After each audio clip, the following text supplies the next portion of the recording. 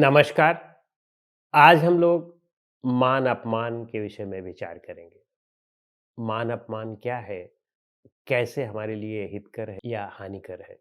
हम सभी लोग मान-सम्मान की सदैव इच्छा रखते हैं और इस संसार में वे लोग जो बहुत ही विवेकी हैं, उनके अतिरिक्त कोई भी आप एक व्यक्ति नहीं पाएँगे कि जो मान-सम्मान की इच्छा ना रखता हो। मान-सम्मान की इच्छा रखना ही अपने आप में एक बहुत बड़ा दुर्गुण है। क्योंकि मान-सम्मान की इच्छा रखने से अपमान भी मिलना तय है। यह प्रकृति का नियम है कि यदि आपको मान मिल रहा है, तो अपमान भी मिलेगा। लेकिन जब आप मान और अपमान इन दोनों को छोड़ देंगे, तो जो कुछ मिले, जब आप समता में रहते हैं, तब आप इन सब से मुक्त होते हैं। मान और अपमान वस्तुतः यह हमारे अहंकार का परिणाम है। किसको मान-अपमान मिलता है? इस शरीर को, इस मन को। और शरीर और मन हम हैं नहीं, हम आत्मा हैं। जब हम आत्मा हैं तो हमें तो मान-अपमान मिलता नहीं है। लेकिन जब हम अपने आप को शरीर और मन मान लेते हैं, तभी हमें मान-अपमान की चिंता होती है। तो मान-अपमान प्राप्त करने की जो चेष्टा है, यह हमारे अज्ञानता का परिणाम है, हमारी अविद्या का परिणाम है। और जब हम अपनी अविद्या को ही अपना मित्र मान लेते हैं, अपनी अज्ञानता को ही अपना मित्र मान लेते हैं, तो स्वाभाविक सी बात है कि जो है सारी परेशानियाँ हमारे सिर पर आ जाएँगी। हम ये जानते ही नहीं हैं कि हमारा शत्रु कौन है, हमारा मित्र कौन है। इस संसार में जब आप शत्रु और मित्र की पहचान करने की क्षमता खो देते हैं, तभी आप में सारे उपद्रव खड़े होते हैं। मान-सम्मान भी या अपमान भी ये हमारे बहुत बड़े शत्रु हैं। और इस शत्रु का जो मूल कारण है वह हमारा अहंकार है। अहंकार का भी मूल कारण हमारी कामना है और कामना का तो मूल कारण अज्ञानता है ही है। तो यह एक दुष्चक्र है। जब भी आप मान-सम्मान के लिए सोचते हैं, तो आप ये देखें कि उसके लिए आपको तरह-तरह के हथकंडे अपनाने पड़ते हैं। दूसरों के हिसाब से चलना पड़ता है। तो इसमें अपने आप को कितनी पीड़ा होती है, कितना अपने आप को परेशानी होती है, दुःख होता है। दूसरों के हिसाब से चलने में दुःख तो होगा ही होगा क्योंकि हम स्वतंत्र हैं, तो हमें अपने हिसाब से चलना चाहिए।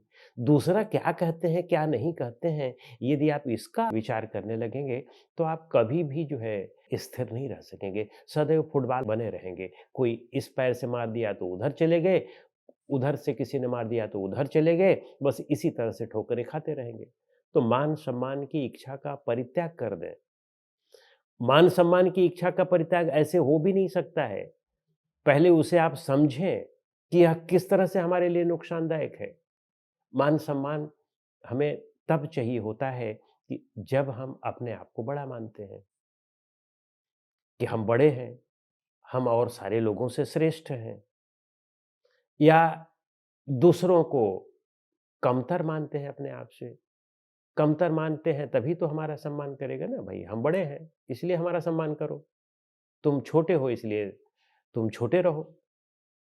अगर तुमने छोटे से बड़े होने की हिमाकत की, अब हमारा अपमान कर दिया, तो बस हमारे अहंकार पर चोट लग गई और फिर हम आपका जो है समूल नष्ट करने का प्रयास करेंगे। या दूसरे को भी ऐसे ही मन है, तो दूसरा हमें समूल नष्ट करने का प्रयास करेगा। बस इसी क्रिया और प्रतिक्रिया में पूरा जीवन बीत जाता है और हम समझ ही नहीं पाते हैं कि हमारे साथ क्या खेला हो गया।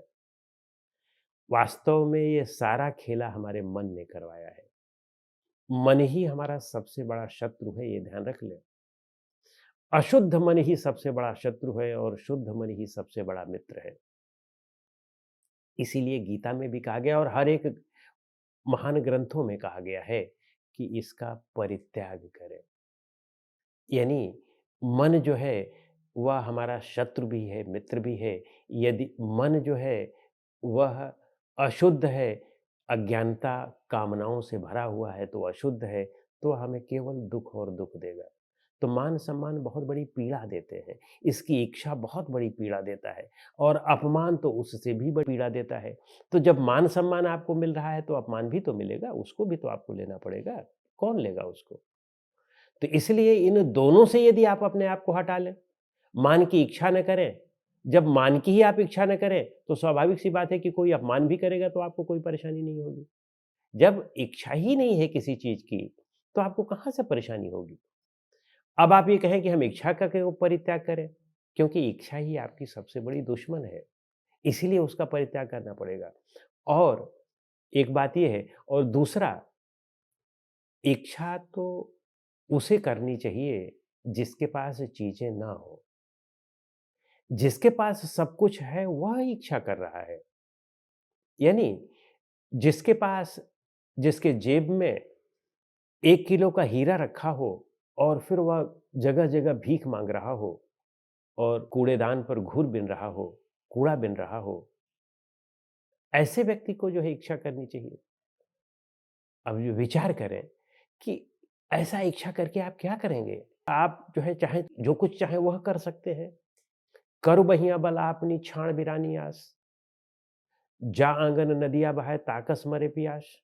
कबीर साहब कहते हैं, उनके एक-एक दोहे बहुत सटीक हैं कि अपनी बाह पर विश्वास करो, अपने बल पर विश्वास करो, अपने आप पर विश्वास करो। दूसरा हमको मान-सम्मान, अपमान तो दूसरा ही देता है ना। तो जब आप अपना पूर्ण सम्मान करते हैं, तो दूसरे से सम्मान की आपको अपेक्षा ही नहीं रहती है और अपनी गलती पर अपना अपमान करते हैं, तो आपको दूसरों से अपेक्षा ही नहीं रहेगी।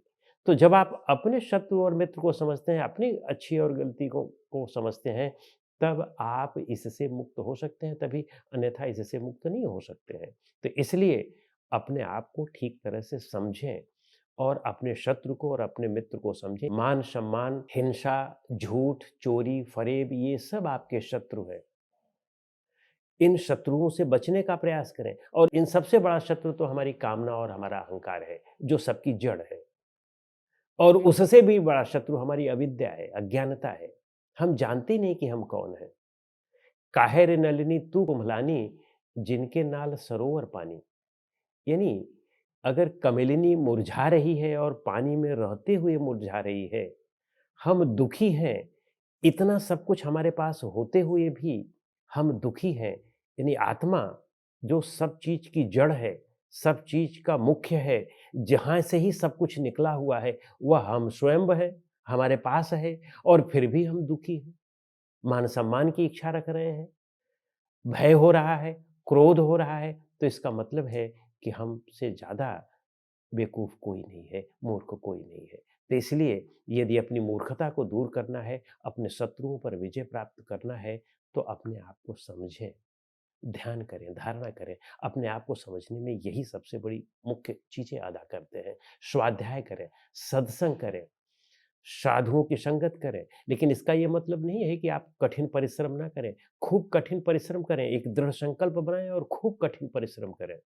तो आप देखेंगे कि फिर मान-सम्मान की आपको चाह ही नहीं रह जाएगी और संसार में फिर आप कुछ यथार्थ कर पाएँगे। जब आप यथार्थ कर पाएँगे, तो उस स्थिति में कोई मान देता है, सम्मान देता है, वह बात अलग है। अब ऐसा नहीं है कि सारे लोग राम के भक्त ही हो गए हैं, कुछ लोग राम को गालियाँ भी देते हैं। तो इसका ये मतलब थोड़ी है कि राम ने जो काम किया वह गलत था। राम ने अपने हिसाब से कार्य किया।